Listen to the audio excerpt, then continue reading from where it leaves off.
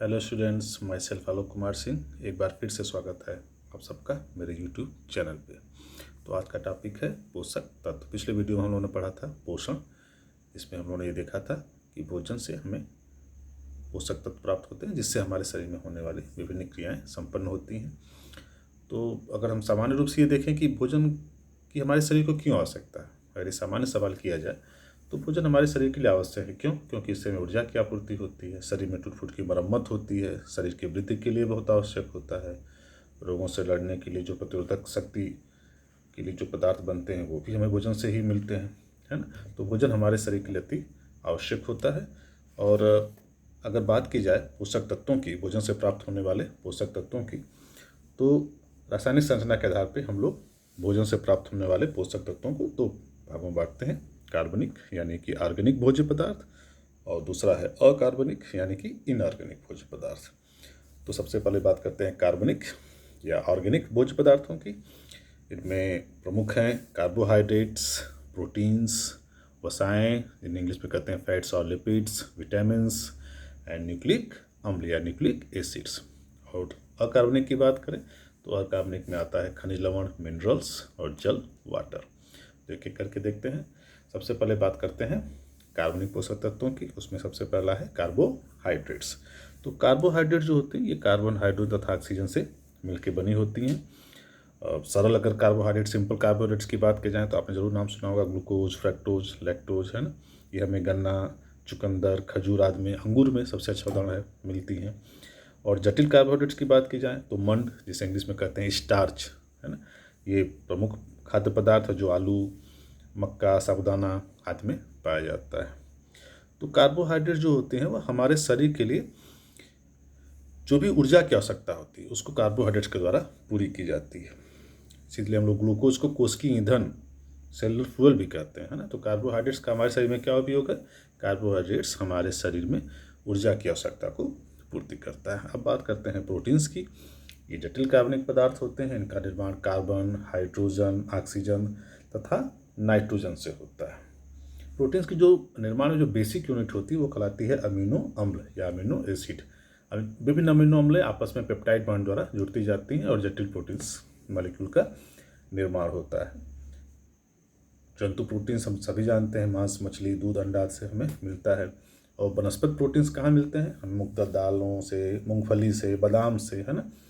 ये सबसे हमें पौधों से, जैसे ये पौधों का उदाहरण है जिसे हमें प्रोटीन मिल सकते हैं। प्रोटीन्स की उपयोगिता क्या है हमारे शरीर में?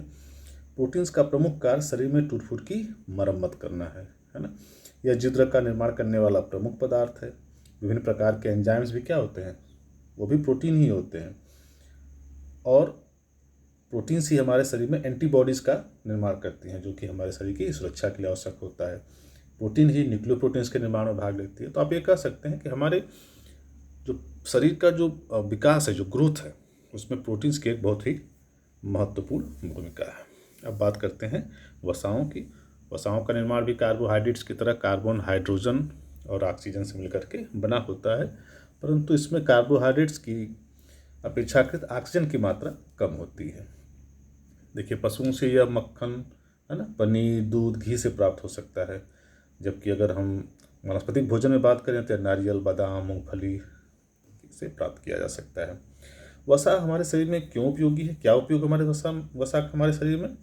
तो वसा जो होता है वह भोज्य पदार्थ के रूप में हमारे शरीर में संग्रहित रहता है। यह संचित भोजन के रूप में माना जाता है। वसा को हम लोग क्या कह सकते हैं? संचित भोजन के रूप में हमारे शरीर में संग्रहित रहता है। वसा से हमें क्या मिलती है? ऊर्जा मिलती है। नामली अभी हमने बात की थी कार्बोहाइड्रेट से हमारे शरीर को ऊर्जा मिलती है, लेकिन अगर किन्हीं परिस्थितियों में कार्बोहाइड्रेट्स आपके शरीर को उपलब्ध न हो पाए तो हमारा शरीर जो होता है वो वसाओं को तोड़ करके ऊर्जा की अपनी आवश्यकता को पूरी करता है। इसके अलावा वसाएं शरीर ताप नियमन में सहायक होती हैं, शरीर को सुडौल बनाती हैं, है ना, और कोशिका कला के निर्माण में भाग लेती हैं। तो अगला टॉपिक है विटामिन्स। विटामिन्स का नाम आपने जरूर सुना होगा। विटामिन्स ये जटिल कार्बनिक पदार्थ होते हैं। ये हमारे शरीर में होने वाले विभिन्न उपापचयी क्रियाओं के लिए अत्यंत आवश्यक होते हैं। इन्हें हम लोग वृद्धि कारक पदार्थ भी कहते हैं, ग्रोथ फैक्टर, है ना। तो ये हमारे शरीर के लिए अति आवश्यक होते हैं। आपने जरूर सुना होगा, पढ़ा होगा, इसको हम लोग वीडियो में देखेंगे विटामिन्स के बारे में। तो ज़रूर आप जानते होंगे विटामिन 2 प्रकार के होते हैं, वाटर सॉल्युबल और फैट सॉल्युबल, जल में घुलनशील और वसा में घुलनशील।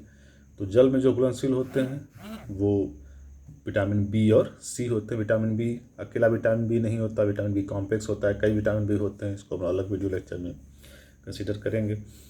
और जो फैट सॉल्युबल होते हैं वो होते हैं ए, डी, ई, के।